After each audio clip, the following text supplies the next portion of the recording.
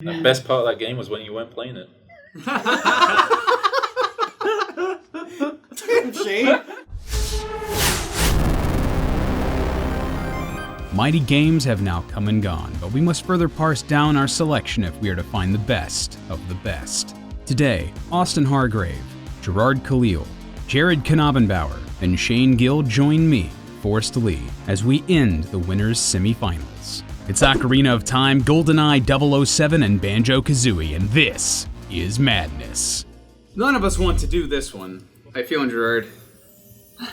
Ask someone else. Ask someone else. Any points we got right out the gate, guys? I'm not saying anything. I stand by my earlier statement that GoldenEye sucks. What was it that you wanted to Paper Mario? Yeah. Yeah, explain yourself. Yeah. It's just not a good game. That's not explaining yourself. It's just restating your opinion. It didn't age well. It did not age well graphically I'd or argue gameplay-wise. Shooters weren't made for N64s. It's not a good fit for the controller. Yeah. Yeah, I mean, I actually think Jared's right in a sense that none of them aged that well. And I actually, I'm saying that as someone who likes Ocarina of Time a lot more than Link to the Past. But I mean, Link to the Past aged better. I can look at faces in Ocarina of Time and be like, oh, that's a face. In Fair. GoldenEye. Fair. Very In fair. GoldenEye, it's like, Really, you're gonna complain about the graphics of it? That's why you don't think GoldenEye is good? No, but that's, it's Part a, of it's it a is part contributing of it. factor.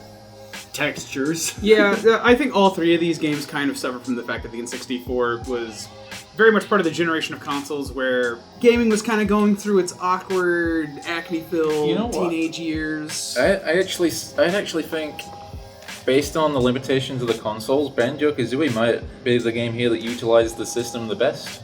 Graphically. I agree. Like, I'd say marginally it's aged the best graphically. Especially, I mean, we can't compare this, right? We can't compare the Ocarina of Time 3DS port versus the Banjo Xbox One 360 port, but Yeah, completely different hardware. completely different hardware, but the fundamental holdup of those games is fascinating because of the new hardware. If you play the N64 version of Banjo versus the 360 version, Xbox One version, Yeah. it feels very similar, and it feels very much on track and tone with what it's intended to be. And it holds up very well because of the graphical utilization of the consoles. We actually have a very interesting gradient here, going from the hard realism, as poorly as it was done for GoldenEye, to the semi-realistic fantasy of Ocarina of Time, to the full-on cartoon aesthetic of Banjo Kazooie. And I do agree. I think Banjo Kazooie, out of the three, looks the best. Simply Because it didn't strive for realism. Yeah. It was. It aimed for Saturday morning cartoon, and it nailed Saturday morning It cartoon. realized that this console couldn't render characters with more than 5 pixels. Right. Jared, you've been kind of quiet. I see that pained face. Here's the thing. Ocarina of Time and Banjo Kazooie are better made games than GoldenEye. But as we've discussed many times before, that multiplayer though. Yeah. Yeah. It doesn't really live up to today, but I mean, at the time, it was something else. That screams Nintendo 64 to me. Yeah, the 4-player shoot-'em-up game. Split screen. Because the other two are single-player games, and GoldenEye's single-player can't hold a candle to the other two. No question there. But it does have that multiplayer component that was baller. Yeah. I mean, we already talked about this, but I mean, all my friends that didn't play games, they loved GoldenEye before Halo came out. And then Halo came out. Yeah. I would not want to go back and play GoldenEye. No. But at the time, when the N64 was the hottest, well, the second hottest thing next to the PlayStation, Yes. GoldenEye was an essential part of that. We mentioned the last time we talked about this. That was one of the games everyone brought to Right. college when they went off. I guess something I'd like us to talk about is the fact that The Legend of Zelda Ocarina of Time, for maybe decades after its release, was always either 1, 2, 3, or 4 on best games of all time. Yes. Still is. Still is. On some lists, yeah. Yeah, right under Breath of the Wild. It's in the semifinal for us right now. Yeah. As well. Well, I think for Ocarina of Time, much like Final Fantasy VII, that was the first for a lot of people. Yes. It brought It was people for me. into the franchise. It sold like 10 million copies Right. or something. It doesn't matter whether or not Ocarina of Time is the best Zelda game. It's one of the most important. Not only was it a first Zelda game for a lot of people, it was a first adventure game like that for a lot of people. It's the first Was for 3D me. Zelda game for everyone. Yeah. But for me, I see Banjo as a lot more of an original idea and IP, given the history of The Legend of Zelda. And so that's why, to me, I think that's fair to say. that's why it resonates more with me, because nothing like Banjo ever existed prior to Banjo, even from Rare's eclectic. I know we game. kind of I don't want to say dismissed this point last time, but I mean it is very much the Super Mario 64 archetype of game, with the objective being to collect individual things instead of stars. That's true, but I think what I see here is something a little more original than what came from the previous iterations of what's on the console. I think Banjo Kazooie to me feels like a very different platform, a different adventure altogether than Mario 64. That's, I think that Like, even the way you move through 3D space is different. Like, And- you don't wall jump in Banjo. you don't wall jump in Banjo, you don't triple jump in Banjo, but you and the progression system's way different between those two games. And I think that for everything that Mario 64 established, I think Banjo looked at it and said, I'm going to go this way with it. And I think that's why it resonated with me, because as someone who loves Mario 64, I kind of saw Banjo doing its own thing and was like, that's so different and weird, and I like that. And I think that's why I think it sticks with me a lot more than both GoldenEye and Ocarina of Time. Right now, what I'm thinking is still just... Because I don't want to outright dismiss GoldenEye just because it's not as well polished as the other two. Like, objectively, like, it's just not as good as those. Almost objectively dated the worst as well. But again, like, the multiplayer component was so strong, it moved consoles. It was a big part of what the Not that 64 Zelda was. didn't. Yeah. But, like, it's... Like, that 4-player mode was so huge for it. And was so defining and made console first-person shooters. Which is in the same way additionally- that Mario 64 made 3D platformers, GoldenEye made console first-person shooters. Additionally, going back to our Final Fantasy and Zelda point, it was the first-person shooter for a lot of people. Yeah. Before then, I mean, there were shooters on consoles that were okay. I can't really think of Doom one. was pretty good. Yeah, Doom. I was gonna say Doom Yeah. for Doom for PC. That's like was a lot of. That was the first shooter for a lot of people, but a lot of people also, like me, I was a dumb kid. I didn't know how to fucking work a floppy disk. PCs were not accessible when we were younger. I think there's definitely an argument to be made that GoldenEye had a bigger lasting impact than maybe both of them combined, which is weird to say because Ocarina of Time obviously was so influential, both in Zelda, the series as a hole, but I'm not altogether. sure. Yeah, I'm not sure I agree with that. Just Simply based on the console shooters. I mean, think about how big Halo I was. see what you're saying. Yeah, I that's see what what I'm you're saying. Like, I feel like Ocarina of Time's influence even blended into other genres. I feel like even if you look at games like God of War, like Yeah, you could trace some aspects back to Zelda. well, I said there's an argument. I didn't say that it was. I didn't say it was a good argument. Yeah. God of War, which defined PlayStation 2 and arguably PlayStation 4 now. Has a lot of Zelda. Yeah, there's a lot of Zelda in it, a lot of the puzzles, and I was watching someone play God of War, one of the original ones, as someone who never played it ever. I was like, well, this is a lot more like Zelda than I thought it was going to be. A lot of pushing, a lot of jumping, a lot push of... the blocks. a lot of pushing. Yeah. Whereas every console shooter ever, something there is from GoldenEye. Well, I think because what made it so great, it wasn't just go and shoot dudes like Doom. It was you have objectives you need to complete. Yeah. If you play in higher difficulties, you have more objectives, and you can do the whole thing without being spotted and try to be stealthy if you want to. Yeah, that's cool. I didn't even think about that. That was massive. That like the entire stealth shooter genre. Yeah, it was also one of the first games to introduce the concept of reloading your gun. That sounds completely novel now. That's real. And like all it was, the animation of the gun going down and coming back up, and suddenly it's reloaded. But I think maybe System Shock was the only other game that had it before then. And even that was more of an immersive sim than Right. a first-person shooter. So like especially in a multiplayer component, having that tension of having to reload in the middle of a firefight. Woo! that You could use that in your own strategy. Yeah. That balanced that game so much, and like every game afterwards, like the idea of like, oh, the shotgun's super powerful, but it takes however long to reload, right? And if you ever get bored of that, you turn on sudden death mode, slappers only. Our only golden gun.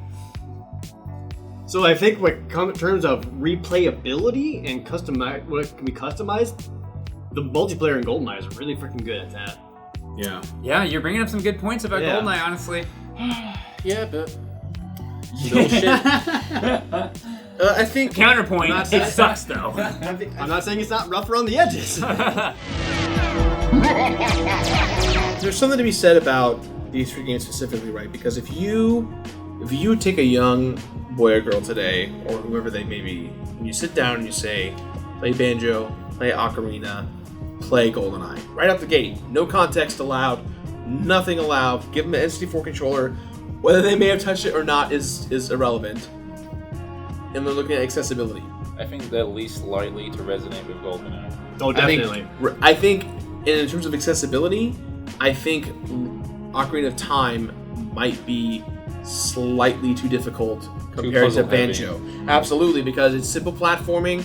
The opening area of the mountain and bottles telling you how to play the game, explaining it in a fun, creative, unique way for young kids. Like, those games have a way easier entry level to start. And Spiral Mountain's pretty flat level, so Yeah. there's not that much platforming, so they can get the bearings. There's some get the enemies out to try controls. some new moves. Bearings. Yeah. Non-intentional pun, but I'll take it. But I think there's something to say in that, right? Like, I think that it's Of the three genres that these games help define, Banjo very much, it's had to be improved upon the least, whereas GoldenEye has had to be improved upon. Although at the most. same time, when you mention some new games that come out like Banjo, people are like, this formula is old, stale. Yeah. So maybe they should have expanded upon it some, I guess. But I'm not sure where you go. I'm not sure where you go for that, other than I guess like Ratchet and Clank and Jack and Daxter kind of. yeah, those are Well, I think what Austin's trying to reference, obviously, with the elephant in the room of the platformer is Yooka-Laylee, right? Because the former Yeah. devs that came together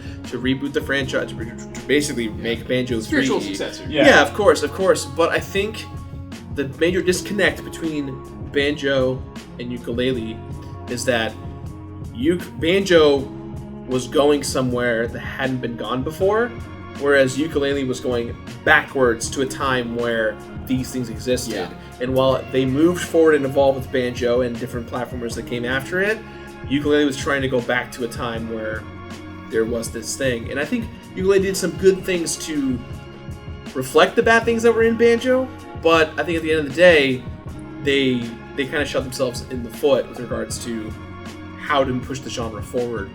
So I think it's hard to compare in that regard. It's really difficult because if we had a time machine, we would know exactly how that game would go. When it comes to best Nintendo 64 game, as we've discussed before, the essence comes down to what I think we pretty much said: multiplayer or that single-player adventure. So Before we get into that, though, I think one negative about GoldenEye is something that we talked about a lot. We talked about the controller and things being specifically for the N64. I think that GoldenEye was hindered a lot by the N64 controller. I mean, Absolutely. that out of all the games probably that we've talked about in this entire thing, it was probably the most hindered. I mean, which to its credit, they feel like still that's made a almost- good functional I shooter think out when of it came out, that was the best controller for it at the time, because I don't think the DualShock existed yet. Yeah, that's Yeah. true. It didn't exist. Yeah. Because the mere concept of moving or aiming with the right analog stick wasn't a thing until years later. And then people hated it when it came out. To Austin's point, I'm pretty sure that the N64 controller, the layout of the buttons and stuff was influenced by Mario 64, so it was made with platforming in mind. Like the C buttons, literally camera buttons to Yeah. control 3D space. Yeah, I guess you could say it's a positive that they took a controller that really wouldn't seem like it would be good for a shooter today, but they still made a functioning They made it work, shooter out of it. right? Well, I'm saying that Banjo, and maybe to a lesser extent Ocarina of Time, have that advantage. Yeah. Because they're using a controller that was essentially designed for them. Yeah. Nintendo wasn't thinking shooters with the... Well, and to go along with that point, if you look at the scope of what the N64 is, the N64 and most of the list we have here, a lot of these titles are first and second party titles. Third party developers did not understand how to use the N64. They didn't exist on the Nintendo 64. Right, and they mostly Rare did. Rare did. Well, and Rare was barely third party. It became That- first, second Rare party was because second, because of Nintendo purchasing a large majority of them at the time. But the reality is that third party developers were going, like, I'm not going to play Madden on this thing. Yeah. I'm not going to play an NBA live on this thing. They weren't trying to, because they knew the controller was a beast to illustrate what they were trying to get for those games. But I think Shane has an excellent point. The controller, for as awkward as it may be, was designed for things in mind like Mario 64, Banjo, and Ocarina. A game I think really used that controller really well was Ocarina of Time. Maybe it was because it was the brainchild of not only, it was a Nintendo first-party studio, it was also Miyamoto's, baby, right? Yeah. I think it was one of the first games Aonuma was one of the leaders on. Yeah. It was. I think it's the first time he was directing a Zelda game. I think they really took a controller for mutants and made the best adventure game they could possibly make with it. Like you were saying a second ago, assigning the C buttons to the different items, the way you play the ocarina with the C buttons and the A and B. Z-targeting. Yeah, Z-targeting, which we haven't even touched on, period, in this whole bracket. Z-targeting was fucking revolutionary for 3D games. Yeah, it kind of made that game work. Yeah. I can't think of any other game I played prior to Ocarina where you pulled up a menu and scrolled through with the LNR. Although I guess you kind of did with Mario 64 when you looking through the levels of the stars you got. I'm going to be the guy after this that says I actually did not like Z-targeting when it was first introduced. That's fair. It did not resonate well with me, and I think that we really didn't get effective Z-targeting until Wind Waker and Twilight Princess. I think that's when they realized how it worked and how it worked well in 3D space. It drove me crazy, and as much as I love Majora's Mask and Ocarina of Time, it drove me crazy to efficiently get that thing to work when you want it to. You don't. What do you mean you don't want to target this guy? Watch out! Hey, listen. I mean, Zelda's combat also didn't get interesting until Wind Waker and Twilight Princess. Absolutely.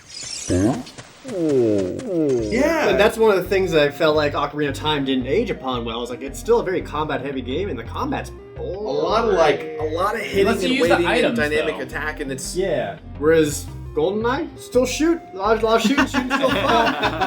But And even on top of that, Banjo Kazooie as a platformer, in terms of polish and what still stands up well, just running around and jumping and collecting things, still works. I think that we can't forget that Zelda Ocarina of Time wasn't just an action game, it was definitely a puzzle-heavy game that had a lot of items. Yeah. There were certain items you could use. I mean, you could freaking bow and arrow people. That was pretty sweet. As much as this was an action-adventure game, that adventure is just as important as the action, and the puzzle design in these dungeons was, I don't want to say revolutionary, but iconic, at the very least. I mean, it definitely built off previous Zelda games, but it did 3D. Yeah, but it did it in a 3D space. Yeah. If I was going to talk about which game's items or moves introduced more creative ways to get around, I'd say Ocarina beats Banjo. Freaking hookshot. Yeah, that completely changes the way you think about the dungeon you're in. You're like, whoa, I can do this now? It really is one of the best items in Zelda because they took this 3D world where all of a sudden you're not just on this flat plane, there's all these there's this vertical stuff, and you have an item built specifically for that. Ocarina of Time had a water dungeon where you had to open up the menu and turn your boots on and off all the goddamn time. Fair point. The dungeon itself is really not that bad. Everyone talks about how hard the dungeon is. It's really not that hard. What sucked about it is opening up that goddamn menu to change out your goddamn boots. That said, are we going to judge these games on their lowest points or their highest points? I don't know, because GoldenEye is pretty good at shooting. Is it though? You don't even really aim. You just look over towards somebody and start shooting. I would say it feels more like you're holding a gun in Doom even than in GoldenEye. In GoldenEye, it kind of feels like someone taped a gun to my finger and I'm going like this. You can watch the gun. Yeah, the gun. You just don't even move, and the gun's yeah. Got him. It's like you didn't really do feels like I'm anything. playing as a cat and it's like yeah. I have a feeling GoldenEye is not moving on, but we'll see about that. One of the most iconic parts, I think, of both Zelda and Banjo, and not GoldenEye, was the sound design for both of these games. I have played way more Ocarina than Banjo, but even I know of Banjo and Kazooie's character is great. All great Kirk Hope's music, great. The sound effects, Yeah, the talking sound absolutely. effects. And the feedback you get in combat in Zelda, for as boring as the combat is, it feels good when you do hit. it was pretty good for the time. Yeah. That hit sound effect is dope. I love that. I love that effect in games. And we didn't really get to talk about it that much in the last round because it was up against another Zelda game, but the music for Ocarina of Time is some of the most iconic in the industry. I'm sorry to interrupt. No, Not go even in ahead. the industry. I'd say some of the most iconic music ever written. It's great. You won't find an argument here. and a lot of those songs came from Link to the Past. Was about to say the same thing. Almost like 65% of the songs to come out of Ocarina of Time originated in A Link to the Past, and from there, about 25% came from the original Zelda. So, Same with the sound effects. same with the sound effects, exactly. I think I agree with you that they are iconic, but if we're talking about originality in that kind of composition, we have to look at the history of where Zelda came, and Zelda has that, which is great. Kind of brings back that same question, though. Does it really matter? Because, like, if you're just going in playing it for the first time, you don't know that. So it doesn't necessarily I would matter. judge the music just purely on its merits and not where it came from. Yeah.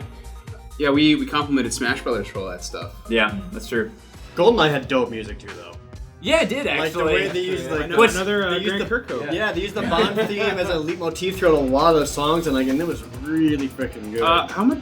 This is pure ignorance on my part. How much of that came? Was that all original Grant It was- Kirkhope, or was it some of it from? Some of it was from the actual Bond. None of it came from like the actual movie or anything. Grant. Even, Grant like, only the- composed some of the music, not all. Yeah, he didn't do all of it. Like even like the literal James Bond theme was like an original version for the game. Yeah. I think he did do the theme and the chill ass pause music. Yeah. Oh, that shit last pause. Oh, so yeah. chill. I can hear it. The best part of that game was when you weren't playing it. Shane? I don't want GoldenEye to win. Still thinking about Paper Mario. Always. Yeah.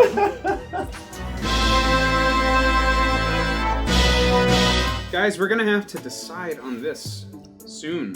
By soon, I mean now. I'm gonna go with Ocarina of Time. It's just such I'm shocked. Yeah, I know.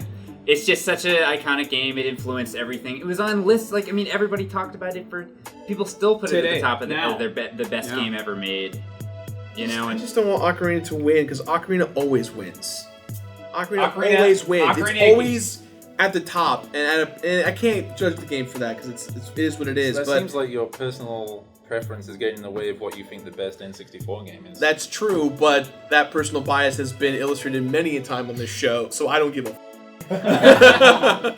I mean, part of it is just totally subjective. You know, it is art after all. So Gerard, what you're saying then is you're voting for GoldenEye. If it meant Ocarina didn't win, I would say absolutely GoldenEye.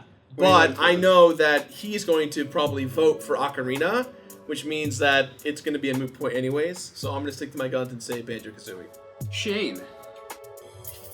GoldenEye, no. Psych.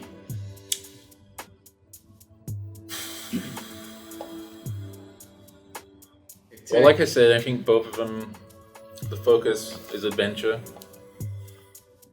Which has the better adventure in those games? Ocarina of Time has the better adventure in those games. Yeah. Yeah, when it comes to adventure, in GoldenEye, you are on a dam at one point, you go to the jungle, there's no time, Moonraker lasers show up at some point. Did we mention that shooting is fun? You shoot and there's multiplayer. dudes. Oh, that pause menu!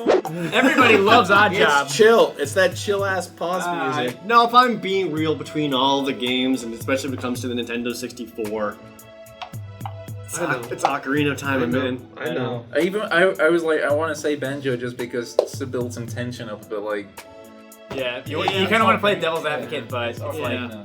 it's just gonna. Gerard, if it makes you feel better, I'll make my worthless vote Banjo Kazooie. It doesn't because I know that you really wanted Majora or Ocarina. Lee, we all know you f***ing hate Banjo. Yeah.